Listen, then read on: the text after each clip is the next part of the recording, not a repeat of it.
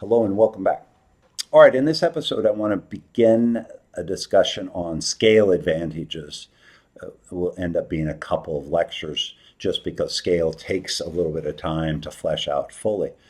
Um, the last couple of episodes have really focused on a model of competitive advantage developed by Bruce Greenwald, Columbia Business School, and he has highlighted, really segmented out four sources of competitive advantage: higher prices, it's a customer facing advantage. It really comes down to customer captivity, some level of customer captivity. And we talked about the overall model a couple of videos ago. We talked about the customer facing advantage as well. In the last video, we talked about the second source of potential source of competitive advantage, which is a production advantage of some kind, leads to lower cost than the industry average. We often refer to this as a inward facing or supply side competitive advantage. I want to begin talking about that third advantage, a more efficient use of capital, an efficiency advantage. It's essentially a scale advantage.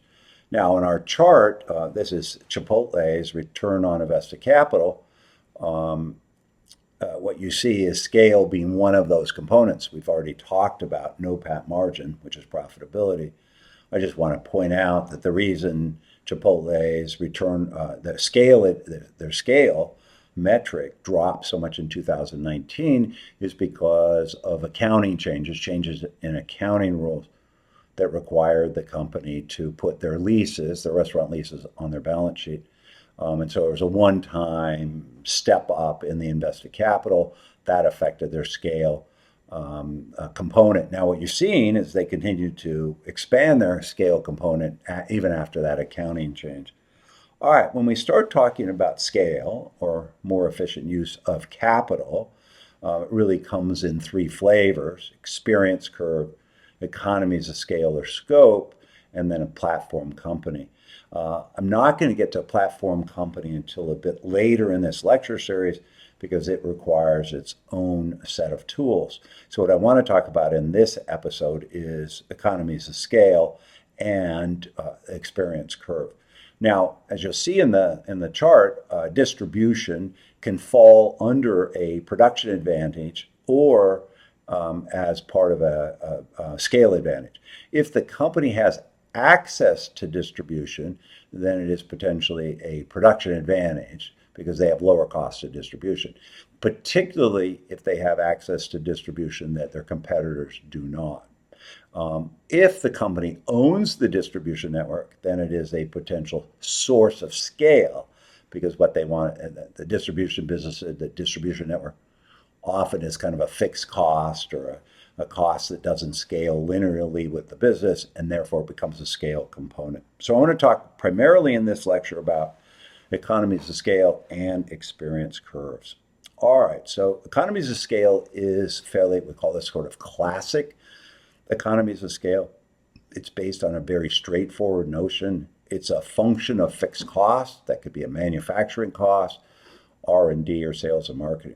And the idea here, which is important to think through, is these costs tend to be fixed in that the company has to spend a certain amount on R&D or sales and marketing, a minimal amount to be in the business, and often independent of the number of units that they're producing, whatever that unit may be, a service that they're providing, a meal if you're Chipotle, or product if you're Apple, or manufacturing where you have a fixed minimum size to a factory, and the factory is going to cost you a fixed amount every year, independent of the volume that you run through that factory.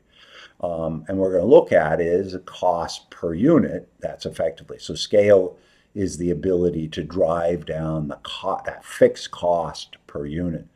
Now, it's really important to keep in mind that economies of scale are often limited by geography. So you need to understand scale points, what I like to refer to as scale points. What is the minimum viable size of that factory? What's the optimal size of that factory? And when you're looking at economies of scale between companies, it's really important to recognize that relative size is critical. So if we take something like the US auto industry or the global auto industry, even better, The minimum viable size of a factory is, I don't know, I'm not an expert, but it appears to be around 300,000 units. Well, on the planet, we ship, manufacture, sell 90 million cars a year, order of magnitude. So there are 30 factories that are at viable minimal scale. So it's, that relative size just doesn't matter. On the other hand, when we get to platform companies and we think about this winner take all market, something like Facebook or other social media platform, where there's really only a need for one of that type. I know there are more than one social media platforms, but a Facebook type social media, there's really only room for one. Well, guess what? The relative size is the opposite of what you see in the car industry. So we do want to think through economies of scale. It is an important potential competitive advantage. I'm not going to go into a lot of detail until later in the lecture series, but Chipotle's primary competitive advantage is scale. People often think of it as brand or the quality of their food. No, it's scale, which is really interesting. By the way, Walmart's primary competitive advantage is scale. We'll talk about that later in the lecture series. All right, so how does this work out in terms of impact? So the orange line at the top is your fixed costs, manufacturing, R&D, or sales and marketing, whatever it may be. And then the blue line is your average cost. And what you see is you drive the average cost per unit declines. That's left, that's your cost, as the units produced increases. So this is that classic traditional economies of scale where if you're way out on the unit curve, you have the lowest average cost because you can take that fixed cost and spread it over more units. So now go back to the auto industry. If you look way out at the end of the pink line, the pink arrow, the downward arrow, we have at least 30 car manufacturers that have factories that are at that viable minimal, that they're at that low cost production. There is no competitive advantage from scale because everybody is there. On the other hand, one of my favorite cases is NVIDIA versus AMD. NVIDIA is about 3 times as large as AMD. They spend more money on R&D, but on an R&D per unit, actually, NVIDIA spends less money than AMD. Interestingly, right? They spend a lot more money on R&D, but they spend less per unit than AMD. So that's a real advantage. So these scale advantages are really critically important, and you want to think through what I call scale points, minimal viable size, and does it create a true competitive advantage for the company or not? All right, great. The second type I want to talk about is learning or experience curve. Now, this was first articulated by the Boston Consulting Group in the 1960s. Their client was Texas Instruments.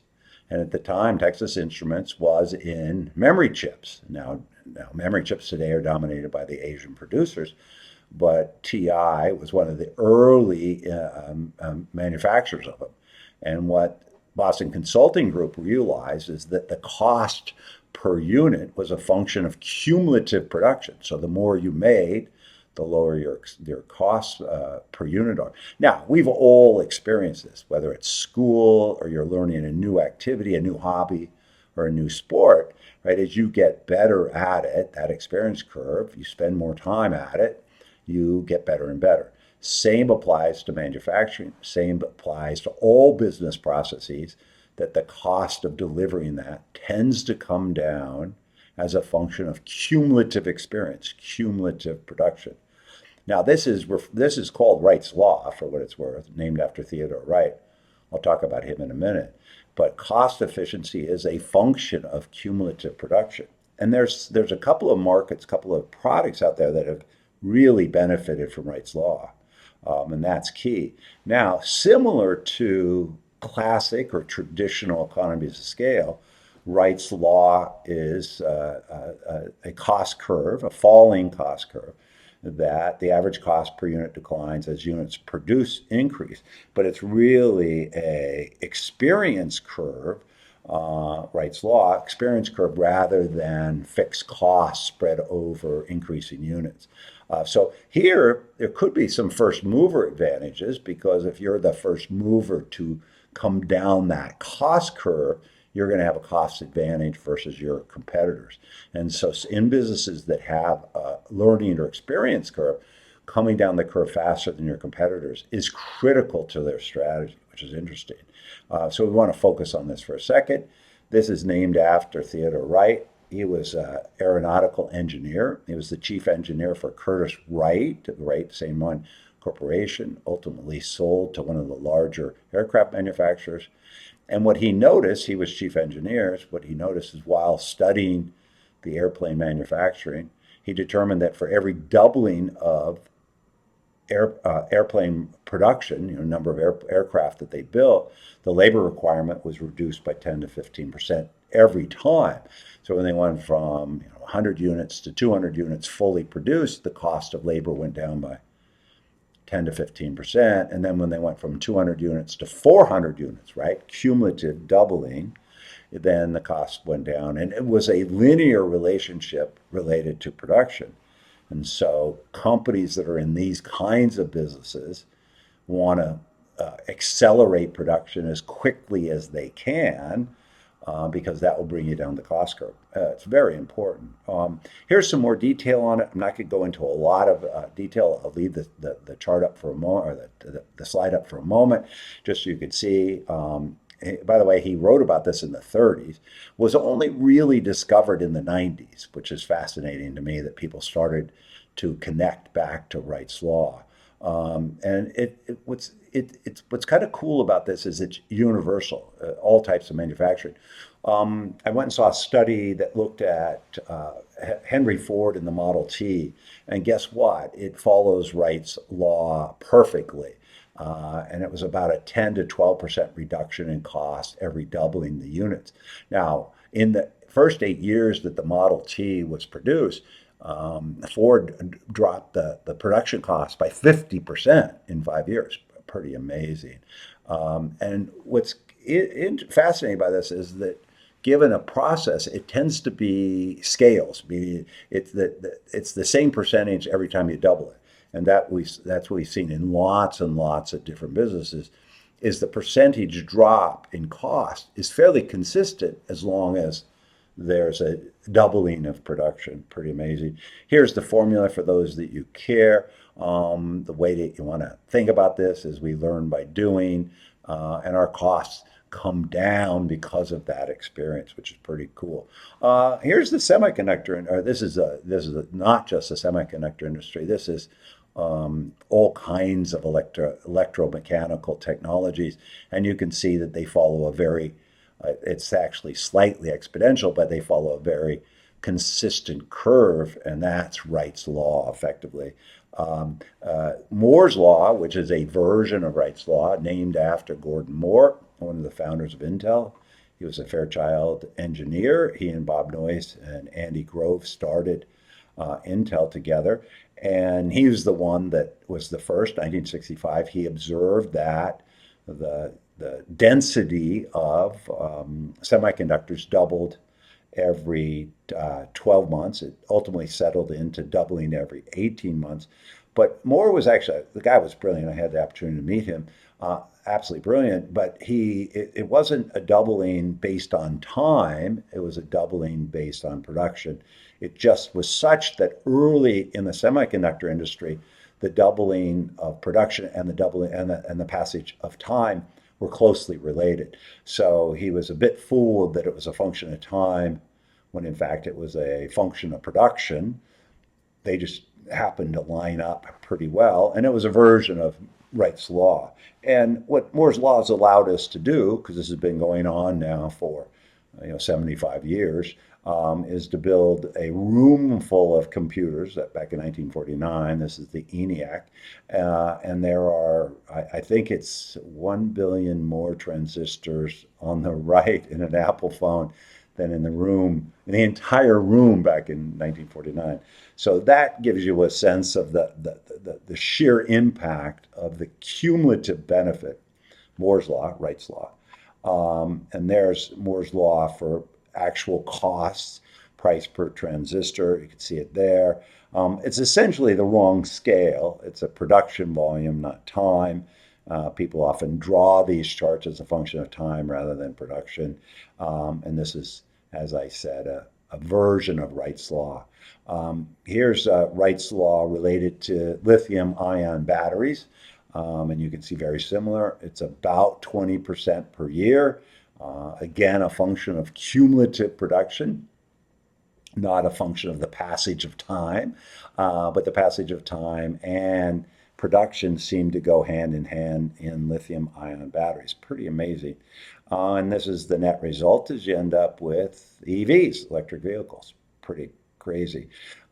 In the solar panel world, it's referred to as Swanson's law. It's about down 20% for every doubling of cumulative volume shipped, which I think is pretty cool. That's clearly a version of Wright's law as well. I want to refer to these as Wright's law because he was first and he articulated it. But in the solar panel industry, it's called Swanson's law. But the same thing, down the cost per unit, down 20% for every doubling of cumulative volume shipped. And you end up with this. This is a solar farm in Arizona, which I'm told that the cost per watt of energy produced is about 2.4 cents. Those of us that live in the Northeast are envious of that cost, but that's the cumulative effect you see. All right, so it doesn't matter whether it's classic, traditional economies of scale, or it is an experience curve.